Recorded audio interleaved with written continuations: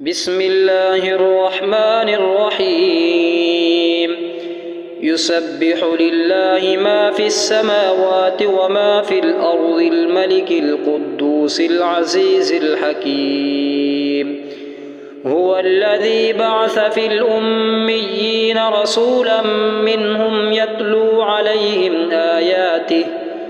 آياته ويزكيهم ويعلمهم الكتاب والحكمة وإن كانوا من قبل لفي ضلال مبين وآخرين منهم لما يلحقوا بهم وهو العزيز الحكيم ذلك فضل الله يؤتيه من يشاء والله ذو الفضل العظيم مثل الذين حملوا التوراة ثم لم يحملوها كمثل الحمار يحمل أسفارا بئس مثل القوم الذين كذبوا بآيات الله والله لا يهدي القوم الظالمين قل يا أيها الذين هادوا إن زعمتم أنكم أولياء لله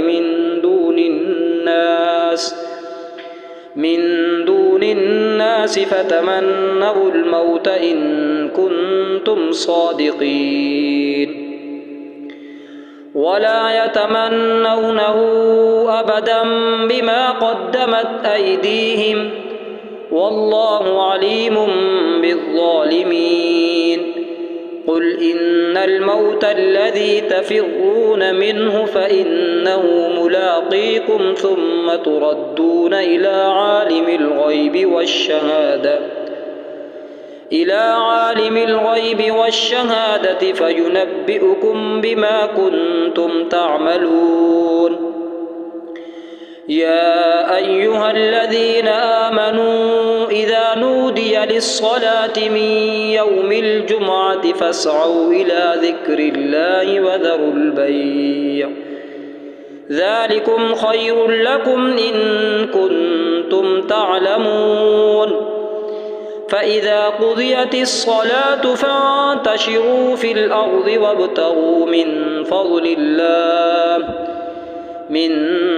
الله واذكروا الله كثيرا لعلكم تفلحون وإذا رأوا تجارة أو لهوا انفضوا إليها وتركوك قائما قل ما عند الله خير من اللهو ومن التجارة والله خير الرازقين